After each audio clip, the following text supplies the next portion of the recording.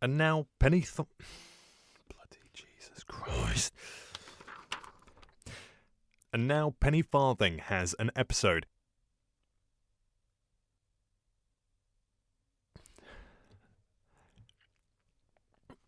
Sorry about this, guys.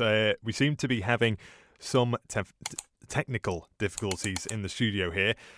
No, it's not having any of it. Everything is completely frozen.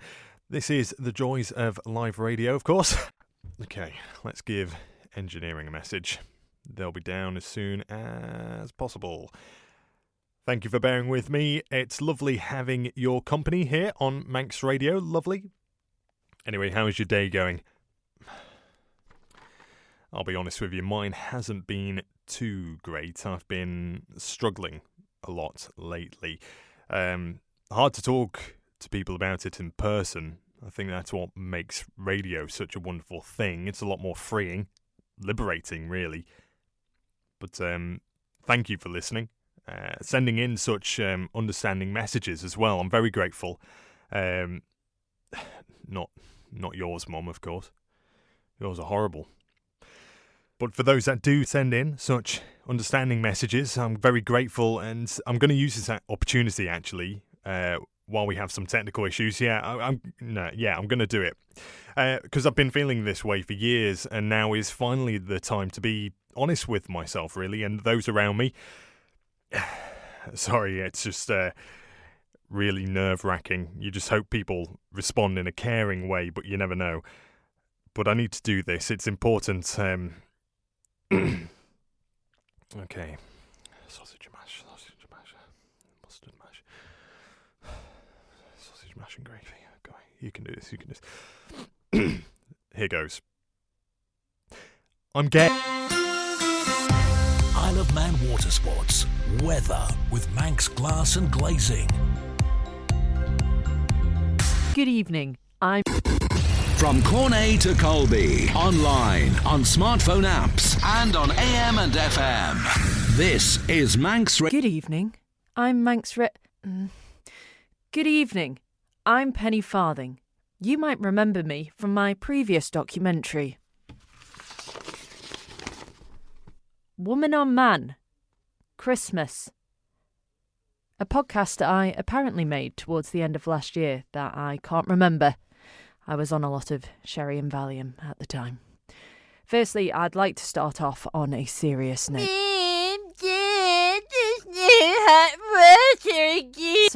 Sorry. This is exactly the type of thing I want to address, completely in my own words. It's that piece of paper from HR. Okay. I, insert name, would like to apologise for my Christmas documentary that was written, directed, edited, starring and written by me, Penny Farthing. You might not have noticed, but the few of you with a trained ear for radio might have picked up on the odd mistake throughout the programme, which may or may not have led to more than 326.5 official complaints. I was mortified when I heard that version aired on the eve of Jesus Christ's birthday, and can only hope I didn't cause offence or any copyright violations. If I have, then I would like to tell you I am truly sorry, and Manx Radio's lawyers are willing to settle the court case with you. Oh, sorry, there's some barbecue sauce over that part, hang on.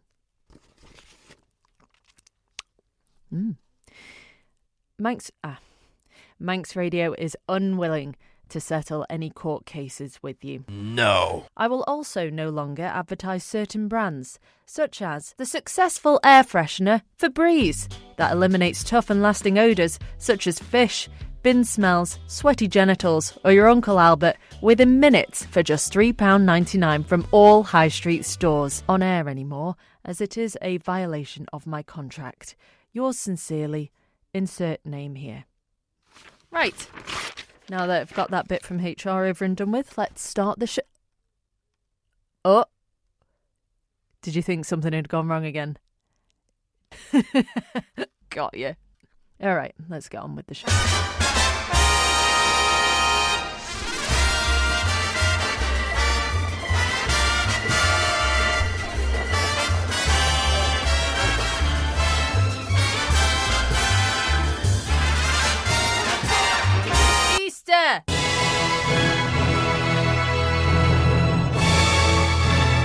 What is Easter? The only thing we know about it is that no one knows when it is. Is it in March? Is it in April? Is it in May? Could it be in June? Surely not August. September? Well, what about October? There are some answers even I don't have for you.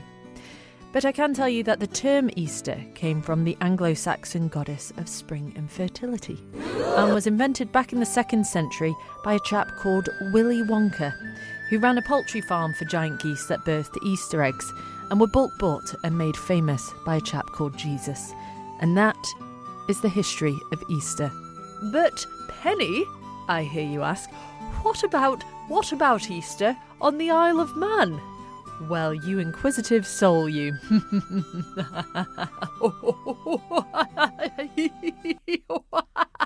I had a look back through the Manx history books around Easter time and found absolutely nothing interesting. So we're going to look at famous people from the Isle of Man instead.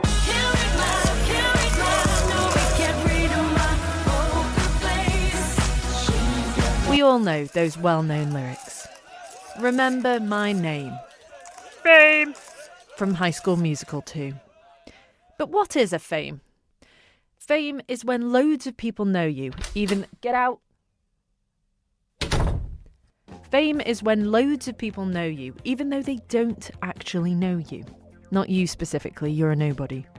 Some examples of famous people that everyone knows are Aretha Franklin, Mickey Mouse, Hitler. Famous people aren't like normal people. They're better because they're famous. Better looking, more smarter. Overall, more worthy of life and thus our attention. And they're the only people, besides blind people, where it's okay to wear sunglasses indoors. So take them off, Keith. I'm sorry, I'm just saying what the whole of the Lawn Bowls group is thinking. It's not poker, and you're not Tom Cruise. Many find fame through being really, really good at stuff, like sports or the art. I just perform for the kids. Others find fame being really, really bad at stuff, like my Uncle Gary, who was in the news after police caught him breaking into people's houses and stealing stuff. So he was done for buggery. You might think that because the Isle of Man is so small, with a mere population of a mere 84,000 people, that there haven't been many famous people from here, and you'd be right. But there are a select few that will stand the test of time and decay, after all the rest of you have been long forgotten by everyone, forever. But the good thing about you not being famous is that you're now entitled to know every single detail of famous people's personal and private lives, to distract you from the mundanity of yours. So, allow me, if you will, to grasp my long, hard paparazzi lens and zoom right in on the model Manxies who have done enough to be more impressive, more memorable, and overall, more interesting than the rest of you combined.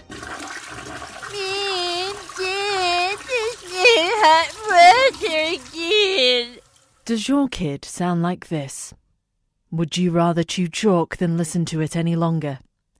Then why not send your kid to St Floggin's boarding school? Here at St Floggin's, whiners get shiners, don't they, Perkins? I mean to go home. Don't they, Perkins? Yes, sir. So why not send your snivelling offspring to St Floggin's for some good, old-fashioned lessons in not being a little bit? Terms and conditions apply. St Floggin's is not responsible for any of the following symptoms: PTSD, depression, anxiety, erectile dysfunction or missing gerbils. So give yourself a break and register your whiner for St Floggin's boarding school. £1 billion per term.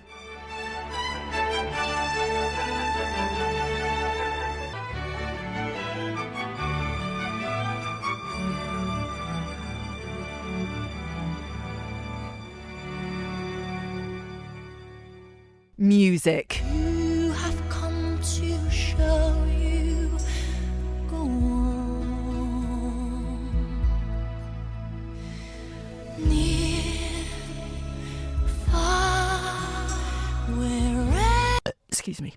That little sound clip that you heard is something we call music. This is something we call not music.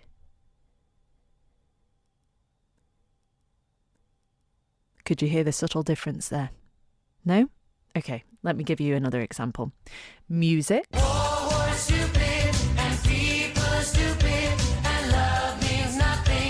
Not music.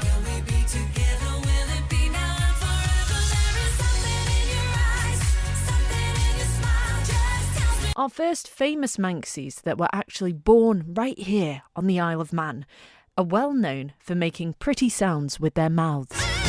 The Bee Gees! The Bee Gees were a band known for flowing hair, tight pants, and high voices. Probably because of the tight pants. We laugh, but it's also been known to cause things like UTIs, low sperm count, fungal infections, and twisted testicles. But apart from all that stuff, the Bee Gees were probably most known for their music, which has aroused the ears of millions of people around the world. Local man Kerry is actually one of those millions. Oh yeah, they're dead good. Yeah, alright, settle down. They found fame with hit songs like Jive Turkey, Tragedy,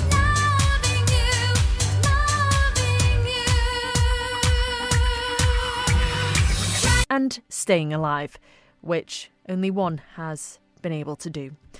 The three Bee Gees are called Robin, Barry and Maurice Gibb, and they were born here on the Isle of Man in the 1940s. That's pretty much the extent of their ties to the Isle of Man. Their parents moved them to Manchester when they were... Sorry? I can't hear myself think. Their parents moved them to Manchester when they were kids.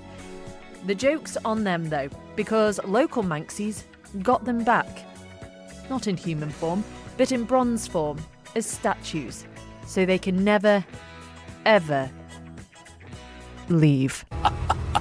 There has been some speculation by locals, though, on whether or not they're real statues or the actual Bee Gees themselves pretending to be statues, like people at Blackpool, to try and make a bit of extra cash now that their music career has stalled. Either way, they've been placed on Douglas Promenade to draw people's attention away from how much the Department of Infrastructure has f***ed up Douglas Promenade.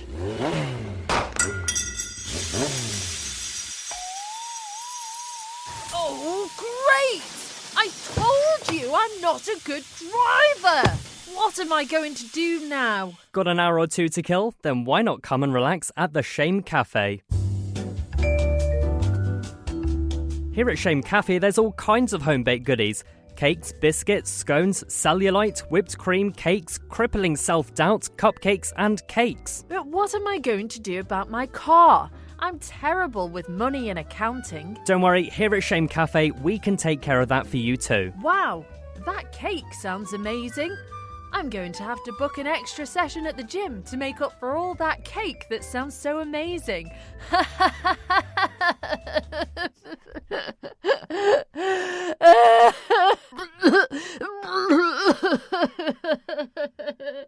Quiet now. Have some cake. Have some cake. Have some cake. So come along to Shame Cafe. Feeling bad never tasted so good. Broadway! When most people think of Broadway, they think of America, oversized fruit, and rude people. Hey, I'm walking here! But the Isle of Man has a Broadway of its very own, with a meat restaurant and roadworks on it. Nearby sits another statue, this one of our next tepid explorer of fame. An actor, famous for his slapstick film roles in the 1950s and 1960s. His physical comedy was so impressive, in fact, that the late, great Charlie Chapstick actually described him as his very favourite clown. It is, of course, Woody Nelson. Norma Bates was a laughingstock of the film world and first came to the Isle of Man back in 1978 to do a 3-month summer season at the Gay Yeti Theatre. Apparently, when he got here, Nelson Mandela fell in love with the Isle of Man, saying he had the time of his life here.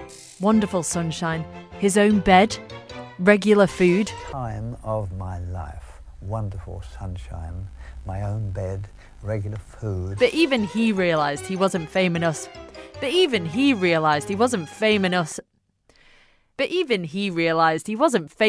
to marry a whole island.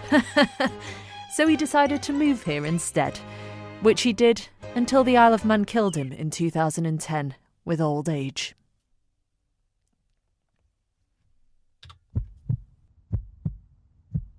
Are you calm in a crisis?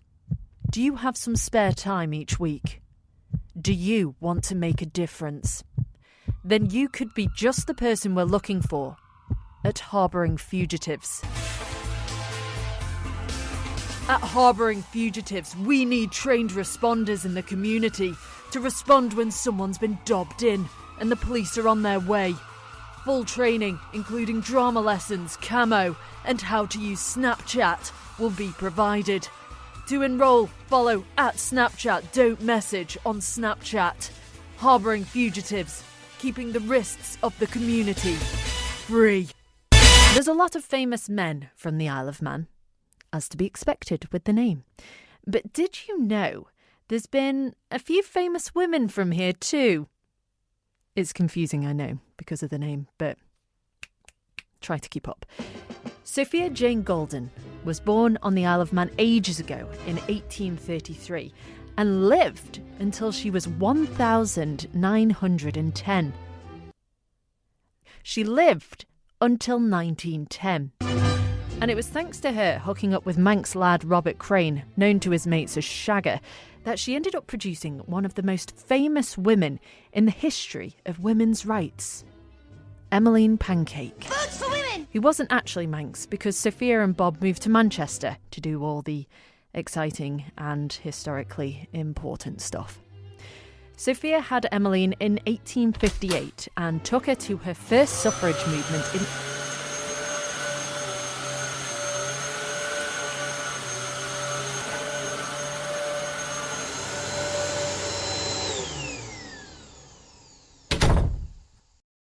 in 1872. But just what is a suffrage? Don't know. A suffrage is the right to vote in political elections, although I believe a suffrage is also something a parent goes through when their child is learning the violin. At that 1872 movement that Sophia took Emmeline to, a woman called Lydia Becker was the main speaker, who actually went on to play an important role in the Isle of Man, being the first place in the entire world to give certain women the right to vote. Something New Zealand argues they did first, even though their country wasn't invented until 1997. Premature. Since then, little has changed for women's rights on the Isle of Man, but Sophia did keep up her ties to the island, visiting during the summer holidays to take a break from all the exciting and historically important stuff, to bask in the overcast beams on Douglas Beach, which was then the place to be for all the cool people. A time when you could emerge refreshed from the sea without a sanitary towel stuck to the back of your neck.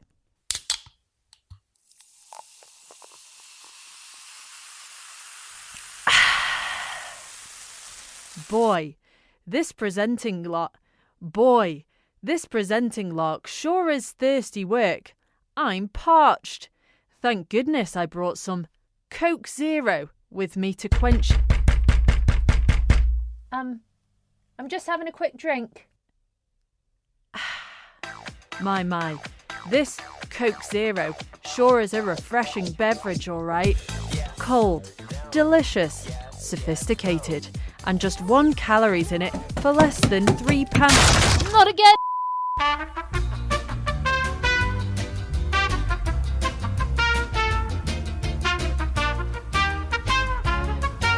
Violation of my contract. Sports!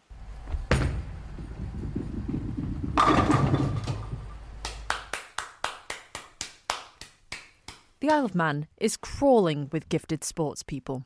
No pun intended. One of the most famous of which is Mark Petrie Dish.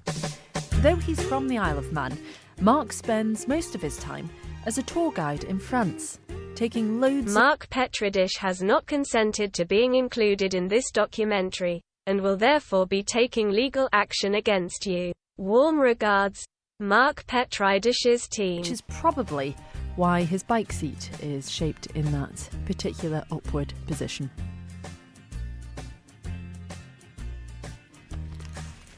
Right, what's next?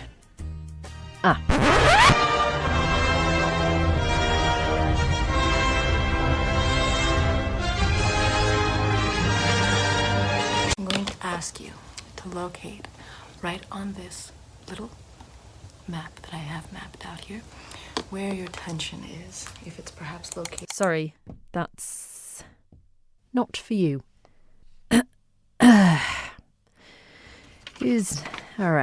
Who's next? Many of you will know this next person from the C-Terminal safety video, Those of you can play a musical instrument, assemble on the foredeck. or from the hospice advert. Don't have a clip of that. It's Jonathan Rhys-Davids. Jonathan Rhys-Davids is another person who isn't from the Isle of Man, but lives here, so we claim him as one of our own, just like Nicolas Cage in The Wicker Man.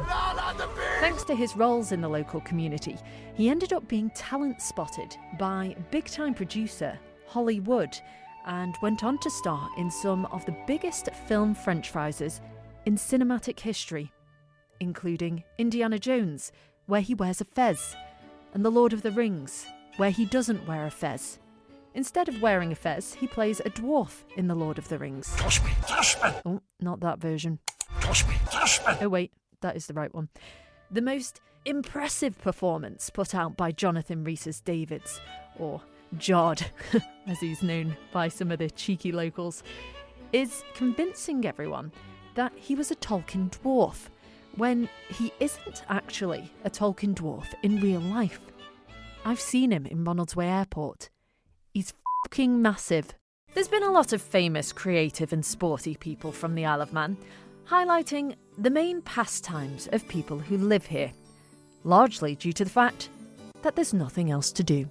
In the absence of a multiplex cinema, proper shopping mall, theme park, any decent pubs, clubs or restaurants, indoor play areas, crazy golf, arcades, and just the one KFC, locals have been forced to do activities that, if they excel at, will put the Isle of Man on the world map. Woohoo! Making the Isle of Man, in essence, a gigantic pushy stage parent. Jet ski.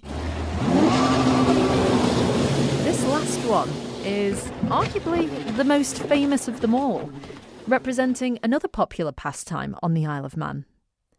Drug sea sports. Jet ski guy shot to fame as quickly as his jet ski. When he decided to jet ski over to the Isle of Man all the way from Scotland to visit his girlfriend. He made the 181-mile trip to Ramsey, then walked 15 miles to see her. They became the Romeo and Juliet of the modern era.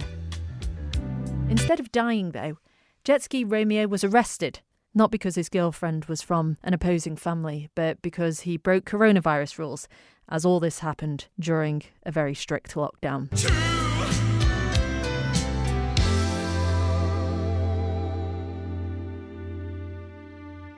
At the end of the day, just what is more important? Fame? Being remembered and respected for your talents for years to come, long after you're gone, by strangers from across the globe? Or being loved and remembered for a couple of generations, but by your very own family and friends? Well, I think you and I both know the answer. Fame. Obviously. If we didn't have fame, we wouldn't have Jesus. If we didn't have Jesus, we wouldn't have Easter. And if we didn't have Easter, we wouldn't have Easter eggs. I'm Penny Farthing, and thank you for listening to your nation station, Energia.